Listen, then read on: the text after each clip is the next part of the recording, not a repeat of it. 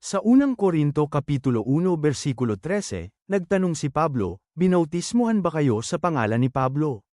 Upang idiin na ang bautismo ay dapat gawin lamang sa pangalan ng sino? Jesu Kristo. Bakit namatay si Uza nang inilipat ni David ang kaba ng tipan patungong Jerusalem? Dahil hinawakan niya ang kaba ng tipan.